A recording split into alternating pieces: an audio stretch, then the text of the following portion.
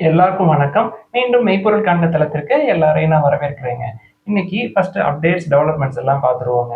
International market எடுத்துக்கிட்டோம்னா, Japanese index வந்து வரலாற்றிலேயே முதல் முறையா 44,000 தொட்டுட்டு கொஞ்சம் கீழே இறங்கி வந்திருக்குங்க. அடுத்து அமெரிக்க சந்தை எடுத்துக்கிட்டோம்னா, நேத்து பாசிட்டிவ்ல தாங்க இருந்தது. நாஸ்டாக் வந்து ஒரு 98 பாயிண்ட் அப், டவ் வந்து ஒரு 114 பாயிண்ட், S&P 500 வந்து ஒரு 13 பாயிண்ட் அப்புங்க. நாஸ்டாக்கை பொறுத்த வரைக்கும் record high. So Japanese market, then American market ஓரளவுக்கு ரெக்கார்ட் ஹைல இருக்குங்க. அவங்க எல்லாம் ரெக்கார்ட் ஹைல இருக்கிறாங்க. இந்திய சந்தை எந்த நிலைமையில இருக்கு? 25,000க்கு கீழேயே தான் சுத்திட்டு இருக்கு. எஃப்ஐஐஸ் தொடர்ந்து விற்கிறாங்க. நேத்தும் கேஷ் செக்மெண்ட்ல நெட் செல்லர்ஸா தாங்க இருந்திருக்காங்க ஒரு 2,169 கோடிக்கு. ஆக 2025 எடுத்துக்கிட்டோம்னா, ஜனவரி பிப்ரவரியில ஒரு 1,40,000 கோடிக்கு பக்கமா வித்திருந்தாங்க. தென் மார்ச், ஏப்ரல், மே, ஜூன் இந்த 4 மாசம் சேர்த்து ஒரு 25,000 கோடிக்கு கேஷ் செக்மெண்ட்ல நெட் பையர்ஸா இருந்திருக்காங்க. இப்ப மறுபடியும் ஜூலை, ஆகஸ்ட்ல ஒரு 90,000 கோடிக்கு பக்கமா கேஷ் செக்மெண்ட்ல நெட் செல்லர்ஸா தான் இருந்திருக்காங்க. தொடர்ந்து விற்கிறாங்க. இந்திய சந்தை எடுத்துக்கிட்டோம்னா அதோட ஆல் டைம் ஹைல இருந்து இப்பயுமே ஒரு 6% கீழே தான் இருக்கு. என்ன காரணம்? எஃப்ஐஎஸ் விற்கிறாங்க. ஏன் விற்கிறாங்க? 50% டேரிஃப். ரஷ்யன் ஆயில் இம்போர்ட் பண்றதுக்காக ஒரு 25%, தென் நம்மளுக்கு ஒரு 25%, 50% டேரிஃப். இதற்கு மத்தியில US treasury secretary Scott Besant அவர்கள் என்ன சொல்றாங்க? ரஷ்யாட்ட இருந்து யார் யார் இம்போர்ட் பண்றாங்களோ எல்லாத்துக்கும் அடிஷனலா நீங்களும் வந்து சாங்ஷனை போடுங்க. நம்ம வந்து புட்டின் அவர்களை ஒரு டேபிள் வந்து உட்கார வைப்போம் பேச்சுவார்த்தைக்கு. போற நிறுத்துறதுக்காக நம்ம ரஷ்யன் ஆயில் இம்போர்ட்டர்ஸ் எல்லாத்துக்குமே வந்து நம்ம டேரிஃப் போடுவோம் அப்படின்னு ஸ்காட் பெசன்ட் அவர்கள் யூரோப்பியன் யூனியனை அழைப்பு விடுக்கிறாருங்க. அதாவது இந்தியாவுக்கும் யுஎஸ்க்கும் உள்ள டைப் அப்படின்றது 20 வருஷத்துல இல்லாத அளவுக்கு மோசமாக இருக்கு. ஸ்காட் பெசன்ட் அவர்கள், ட்ரம்ப் அவர்கள் எல்லாமே வந்து டேரிஃப் பத்தி தொடர்ந்து பேசிக்கிட்டே இருக்காங்க. ஆனா ரஷ்யா யுக்ரைன் வார் எடுத்துக்கங்க, புட்டின் அவர்கள் செயல்ல ஈடுபட்டுட்டாருங்க. அதாவது அலாஸ்கால பேச்சுவார்த்தை நடத்துனாங்க. ட்ரம்ப் அவர்களும் புட்டின் அவர்களும் போரை நிறுத்துறதுக்கான பேச்சுவார்த்தை நடந்த மாதிரி தெரிஞ்சதுங்க. ஆனா பேச்சுவார்த்தைக்கு அப்புறம் வார் வந்து முத்தி போயிடுச்சு. நேத்து முந்த நேத்து எல்லாம் பயங்கரமான தாக்குதல் நடந்திருக்கு யுக்ரைன் மேல. நிலைமை இப்படி இருக்கிறப்ப தங்க விலை எப்படி குறையும்? 22 கேரட் கோல்டு பெர் கிராம் 90 ரூபாய் இன்னைக்கு விலை ஏறி இருக்குங்க. 10,150 இருக்கு. தங்கத்தை பொறுத்த வரைக்கும் ரஷ்யா யுக்ரைன் வார் வந்து எரியிற தீயில எண்ணெய் ஊத்துற மாதிரி தான் தங்கத்தோட விலை ஏறுறதுக்கு. அது மட்டும் காரணம் இல்லைங்க. பெடரல் ரிசர்வ் அதாவது எஃப்ஓஎம்சி மீட்டிங் 17, 18ஆம் தேதி நடக்குது இல்லையா? ரேட் கட் பண்றதுக்கான வாய்ப்புகள் இருக்கு அப்படின்றது பிரகாசமா எல்லாருக்குமே தெரியுதுங்க. ரேட் கட் எதுக்கு பண்றாரு ஜெரோம் பவுல் அவர்கள்? ஜாப் டேட்டா அவருக்கு சாட்டிஸ்ஃபைடா இல்லை, அதனால அவர் பண்றாரு. ஸோ ரேட் கட் பண்ணுவாங்க அப்படின்னு சொல்லிட்டு தங்க விலை ஏறுது, அமெரிக்கன் மார்க்கெட்டும் ஏறுது. அடுத்த சர்வதேச செய்திகள்னு பார்த்தோம்னா, டெஸ்லாவுடைய மார்க்கெட் ஷேர் யூஎஸ்ல பயங்கரமா குறைஞ்சிருக்குங்க. 80% வந்து இருந்தது ஒரு காலத்துல யூஎஸ்ல மட்டுமே இவியோட மார்க்கெட் ஷேர். இப்போ ஆகஸ்ட்டை பொறுத்த வரைக்கும் அது 38% இருக்குங்க. அதாவது 2017க்கு அப்புறம் அவங்களோட மார்க்கெட் ஷேர் 40% கீழே போனது இப்பதான் ஆகஸ்ட் 2025ல. காம்படிஷன் ஹெவி ஆயிடுச்சு யூஎஸ்லயும் டெஸ்லாவுக்கு. அடுத்து இந்தியாவை பொறுத்த வரைக்கும் இந்த ட்ரம்ப் அவர்களுடைய டேரிஃப் 25+25% டேரிஃப்னால இந்தியாவுடைய ஜிடிபி அப்படின்றது பினான்சியல் இயர் 26க்கு ஒரு 0.5% குறையிறதுக்கான வாய்ப்பு இருக்கு அப்படின்னு சொல்லி சீஃப் எக்கனாமிக் அட்வைசர் ஆனந்த நாகேஸ்வரன் அவர்கள் சொல்லியிருக்கிறாருங்க. அது மட்டும் இல்ல, இந்த 50% டேரிஃப் வந்து நெக்ஸ்ட் பினான்சியல் இயர்ல தொடர்ந்துச்சு அப்படின்னா இம்பாக்ட் வந்து அதிகமா இருக்கும். மேஜர் இஷ்யூஸ் இந்தியாவுக்கு வரும் இந்த 50% டேரிஃப்னால அப்படின்னு சொல்லி சீஃப் எக்கனாமிக் அட்வைசர் வார்ன் பண்ணியிருக்காரு. ஸோ ட்ரம்ப் அவர்களுடைய 50% டேரிஃப், தென் உள்நாட்டில் டிமாண்டு, தென் க்ரோத்தை பூஸ்டப் பண்றதுக்காக ஃபினான்ஸ் மினிஸ்ட்ரி வந்து ஜிஎஸ்டி ரிஃபார்ம்ஸ் எல்லாம் கொண்டு வந்தோம் இல்லையா? இந்த ஜிஎஸ்டி ரிஃபார்ம்ஸ் வந்து சேல்ஸை எவ்வளவு தூரம் கூட்டும், குறிப்பா ஆட்டோ செக்டர்ல அப்படின்னு சொல்லி கிறிசில் ஒரு ரிப்போர்ட் கொடுத்துருக்காங்க. டூ வீலர்ஸ் எடுத்துக்கிட்டோம்னா ஒரு 5-6% சேல்ஸ் கூடுறதுக்கான வாய்ப்பு இருக்குமா?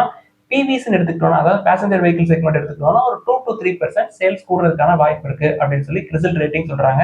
அடுத்து Honda motor cycles and scooters India limited எடுத்துக்கிட்டோம்னா, கம்பெனி வந்து எலக்ட்ரிக் வெஹிக்கிள் மேனுஃபேக்சரிங் ஃபெசிலிட்டி ஒன்று ரெடி பண்றதுக்காக ஒரு 600 கோடி ரூபாய் நாங்க இன்வெஸ்ட் பண்ணோம் அப்படின்னு சொல்றாங்க. எங்க அப்படின்னா, அவங்களுக்கு ஏற்கனவே நவசர்பூர், கோலார், கர்நாடகால ஒரு பிளான்ட் இருக்குங்க. அந்த பிளான்ட்டுக்கு பக்கத்திலேயே எலக்ட்ரிக் வெஹிக்கிள் மேனுஃபேக்சரிங் ஃபெசிலிட்டிக்காக நாங்க இன்வெஸ்ட் பண்ணோம் அப்படின்னு சொல்லியிருக்காங்க. கம்பெனியை பொறுத்த வரைக்கும் ஏற்கனவே அந்த கோலார் பிளான்ட்ல இருந்து ஒரு 2.4 மில்லியன் யூனிட்ஸ் ஒரு வருஷத்துக்கு வெளில எடுத்துட்டு இருக்காங்க. ஸோ கூடிய சீக்கிரமே ஹோண்டாவும் இந்த டூ வீலர் எலக்ட்ரிக் வெஹிக்கிள் செக்மெண்ட்டுக்குள்ள டஃப் காம்படிஷன் கொடுக்க வந்துருவாங்க. அடுத்து வேதாந்தா நிறுவனம் எடுத்துக்கிட்டோம்னா, கம்பெனி என்ன சொல்றாங்க? இவி இண்டஸ்ட்ரீஸ்க்கு தேவையான மெட்டல்ஸ் அண்ட் மெட்டீரியல்ஸை நாங்க எக்ஸ்பேண்ட் பண்றதுக்காக ஒரு 12,500 crore இன்வெஸ்ட் பண்றோம் அப்படின்னு ஒரு திட்டத்துல இருக்கிறாங்க. குறிப்பா என்னென்ன மெட்டல்ஸ் அப்படின்னு சொல்றாங்கன்னா, aluminium, zinc, copper, steel, nickel, ferrochrome இதோட கெப்பாசிட்டி எல்லாத்தையுமே நாங்க பூஸ்டப் பண்றதுக்கான திட்டத்துல இருக்கோம் அப்படின்னு வேதாந்தா சொல்லியிருக்காங்க. அடுத்து வால்வோ ஐஷர் கமர்ஷியல் வெஹிக்கிள்ஸ் எடுத்துக்கிட்டோம்னா, கம்பெனி வந்து ஜியோ பிபி பிளஸ் கூட ஒரு பார்ட்னர்ஷிப் போட்டிருக்காங்க. எதுக்கு அப்படின்னா இவங்களோட கமர்ஷியல் வெஹிக்கிள்ஸ்க்கு இவி சார்ஜிங் ஆக்சஸை எக்ஸ்பேண்ட் பண்றதுக்காக இந்த பார்ட்னர்ஷிப் போட்ட மாதிரி தெரியுதுங்க. ஜியோ பிபி பிளஸ் எடுத்துக்கிட்டோம்னா 6000 பிளஸ் சார்ஜிங் பாயிண்ட்ஸ் இருக்கு அக்ராஸ் இந்தியா. ஸோ இந்த பார்ட்னர்ஷிப் மூலமா வால்வோ ஐஷர் கமர்ஷியல் வெஹிக்கிள்ஸ்க்கு சார்ஜிங் ஆக்சஸ் கிடைக்கும். அடுத்து ராம்கோ இண்டஸ்ட்ரீஸ் எடுத்துக்கிட்டோம்னா இன்னைக்கு காலைல நான் பார்த்தப்போ ஒரு 7% பக்கமா மேல ஏறி இருந்துச்சுங்க. ஸோ எல்லாருமே நல்ல வேல்யூவேஷன்ல கன்சிடர் பண்ணிருப்பீங்க, இன்னைக்கு ஜாலியா இருப்பீங்க. கன்சிடர் பண்ண ரேஞ்ச் நம்ம 6 மாசத்துக்கு முன்னாடியே சொல்லியிருந்தோங்க. 220 230ல பி வந்து 10 டைம்ஸ் ஏர்னிங்ஸ்க்கு கீழே இருந்தது, பிரைஸ் டு புக் 0.5க்கு கீழே இருந்தது, டெட் டு ஈக்விட்டி 0.10 கீழே இருந்தது.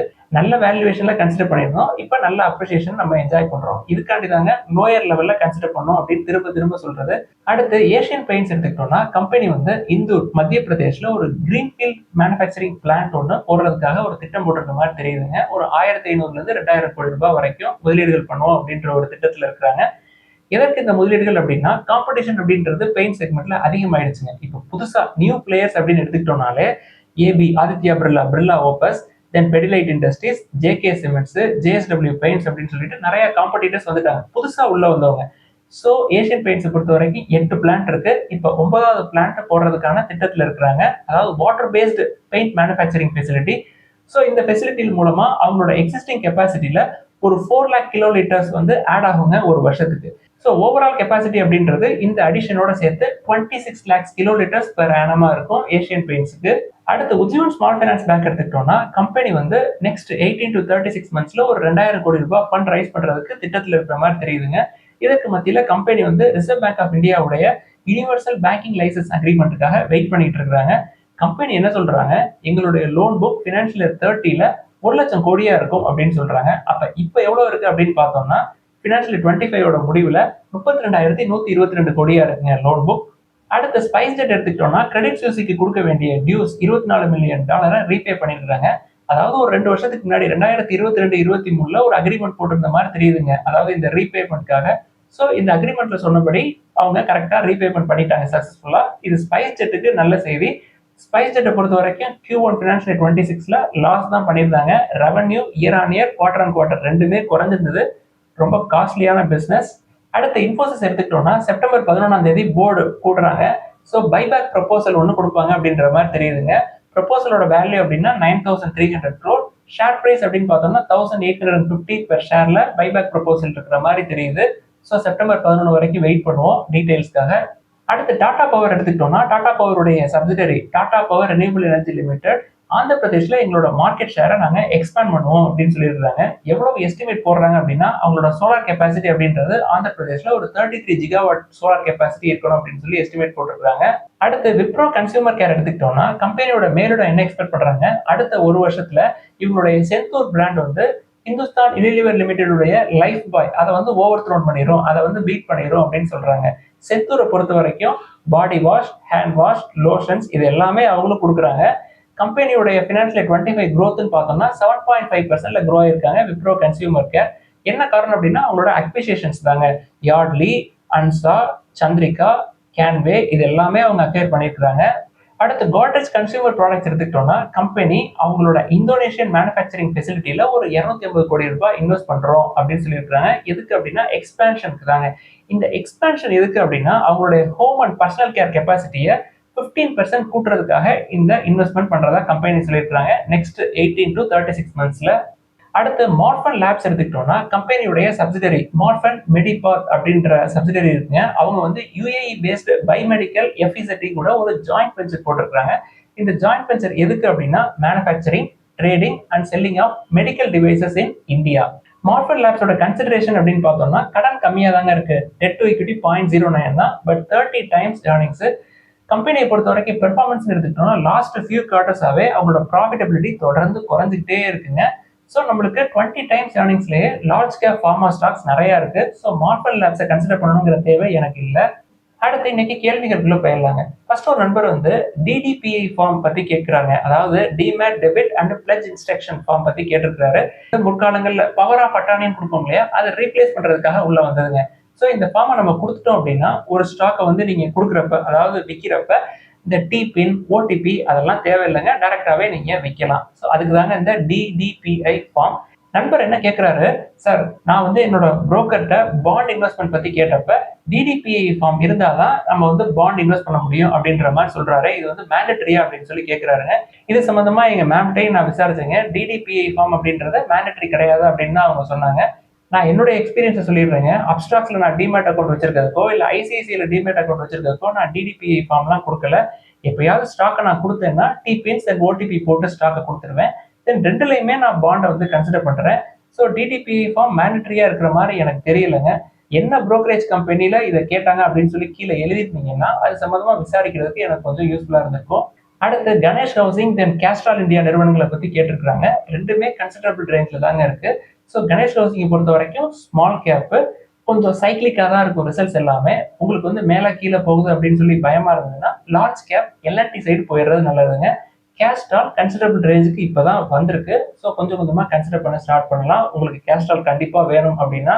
அடுத்து சிட்டி யூனியன் பேங்க் பத்தி ஒரு நண்பர் எழுதியிருக்காருங்க. ஏற்கனவே இல்லை அப்படின்னா ஃப்ரெஷ்ஷா உள்ள போலாமா அப்படின்னு சொல்லிட்டு. ஃப்ரெஷ்ஷா உள்ள போறதுக்கு இது சரியான நேரம் கிடையாதுங்க. வேல்யூவேஷன்ஸ் அதிகமா இருக்கு, வெயிட் பண்ணணும். அடுத்து என்எம்டிசி பத்தி ஒரு நண்பர் வந்து எழுதியிருக்காருங்க. நல்ல வேல்யூவேஷன்ல இருக்கு, then largest producer of iron ore அப்படின்லாம் எழுதியிருக்காரு. எனக்கு இது எதுவுமே சாட்டிஸ்ஃபைடா இல்லைங்க. நான் என்னுடைய வியூவை சொல்லிடுறேன். ஹிண்டால்கோ சைடு போயிடுறது நல்லதுங்க. நல்ல வேல்யூவேஷன்ல இருக்கு, கொஞ்சம் கடன் ஜாஸ்தியா இருக்கும், இருந்தாலும் பரவாயில்ல. ஹிண்டால்கோ நால்கோ சைடு போயிடலாம். நால்கோவா ஹிண்டால்கோ அப்படின்னா ஹிண்டால்கோ தான். அடுத்த ஒரு நண்பர் வந்து ஸ்பந்தனா ஸ்பூர்த்தி ஃபினான்ஷியல் லிமிடெடுடைய பார்ட்லி பெய்டு ஷேர்ஸ் பத்தி எழுதியிருக்காரு. சார் நம்மளுக்கு வந்து 115ல கிடைச்சது, இப்ப ரிமைனிங் வந்து கிடைச்சதுன்னா என்ன ஆகும் அப்படின்னு சொல்லி கேட்டிருக்காரு. ஸோ கம்பெனியை பொறுத்த வரைக்கும் அவங்க நெக்ஸ்ட் 50% வந்து 12 to 24 monthsல நாங்க திருப்பி வாங்கிக்கிறோம் அப்படின்னு சொல்லியிருந்தாங்க. ஸோ திருப்பி வாங்குறப்ப நம்மளுக்கு ஃபுல்லி பெய்டு ஈக்விட்டி ஷேர்ஸா மாறிடுங்க அது. ஸோ அது வரைக்கும் நம்ம ஹோல்ட் பண்ணி வச்சுக்கலாம். உங்களுக்கு கொடுக்கணும்னு விருப்பப்பட்டாலும் கொடுத்துடலாம். இப்போ 130ல இருக்குன்னு நினைக்கிறேங்க. அடுத்து இந்தியா கிளைகால் அப்படின்ற நிறுவனத்தை பத்தி எழுதியிருக்காங்க. கம்பெனிக்கு டெட் டு எக்விட்டி ரொம்ப ரொம்ப ரொம்ப ஜாஸ்தி, நம்மளோட த்ரெஷோல்ட கம்பேர் பண்றப்ப 0.84. அடுத்து கொச்சின் ஷிப்யார்ட் தென் பிஇஎம்எல் நிறுவனங்களை பத்தி கேட்டிருக்காங்க. ரெண்டுமே காஸ்ட்லி தாங்க. அடுத்த ஒரு நண்பர் வந்து இந்த லாங் டேர்ம் இன்வெஸ்ட்மெண்ட் பத்தி ஒரு சந்தேகம் எழுதியிருக்காங்க. அதாவது இன்ஃபோசிஸ் வந்து நான் 1300 350 ரேஞ்சில் கன்சிடர் பண்ணேன் ஒரு 2-3 வருஷத்துக்கு முன்னாடி. அது 2000 வரைக்கும் போயிட்டு இப்போ மறுபடியும் 1400க்கு வந்துருச்சு. நான் வந்து ப்ராஃபிட்டை லூஸ் பண்ணிட்டேனா, நான் வந்து ப்ராஃபிட் புக் பண்ணிருக்கலாமோ அப்படின்னு சொல்லி எழுதியிருக்காங்க. நீங்க என்ன வியூ பாயிண்ட்ல அதை வந்து இன்வெஸ்ட் பண்றீங்க அப்படின்றது தாங்க முக்கியம். உங்களுக்கு வந்து ப்ராஃபிட் 30% 40% வந்ததுக்கு அப்புறம் கொடுக்கணும்னு நினைச்சிருந்தீங்கன்னா கொடுத்துக்கலாம். பட் நான் என்னுடைய வியூவை சொல்லிடுறேங்க. இன்ஃபோசிஸை பொறுத்த வரைக்கும் ரொம்ப ஸ்ட்ராங்கான கம்பெனி. ஏற்கனவே உங்கள்கிட்ட ஒரு 10 ஷேர் இருக்கு அப்படின்னா அது திருப்பி 1300 வருதுன்னா மறுபடியும் கன்சிடர் பண்றதுக்கு ஒரு வாய்ப்பாக தான் நான் பார்ப்பேன். என்ன காரணம் அப்படின்னா என்னால போய் பிசினஸ் பண்ண முடியாது, என்னால போய் இன்ஃபோசிஸ் மாதிரி ஒரு நிறுவனத்தை ஸ்டார்ட் பண்ண முடியாது. ஸோ இப்போ இன்ஃபோசிஸ் இருக்கு, அதுல பார்ட்னர்ஷிப் ஆகுறதுக்கு எனக்கு ஒரு வாய்ப்பு கிடைச்சிருக்கு அப்படின்னு சொல்லி தான் நான் இப்போ சமீபத்தில் ஷேர்ஸ் எல்லாம் கன்சிடர் பண்றேன் லாஸ்ட் 3 to 4 இயர்ஸா. இது போக முற்காலங்களில் ஒரு 6-7 வருஷத்துக்கு முன்னாடி நான் கன்சிடர் பண்ண ஒரு ஸ்டாக்கை அது வந்து சல்லுன்னு மேலே ஏறும், ஏறிட்டு மறுபடியும் கீழே இறங்க ஆரம்பிக்கும். இறங்குதே அப்படின்னு சொல்லி கொடுத்துருவேன். கொடுத்ததுக்கு அப்புறம் அது மறுபடியும் பயங்கரமா ஏறும். இப்போ எக்ஸாம்பிளுக்கு இன்ஃபோசிஸே எடுத்துக்கங்களேன். அது 1350 ரேஞ்சுக்கு வர்ற மாதிரி இருந்தது. அதற்கு மத்தியில கம்பெனி வந்து செப்டம்பர் 1 போர்டில் நாங்கள் பைபேக் பத்தி பேசுவோம் அப்படின்னு சொன்னதுனால மறுபடியும் மேலே ஏறிடுச்சுங்க. ஸோ இன்ஃபோசிஸை பொறுத்த வரைக்கும் ஸ்ட்ராங்கான கம்பெனி.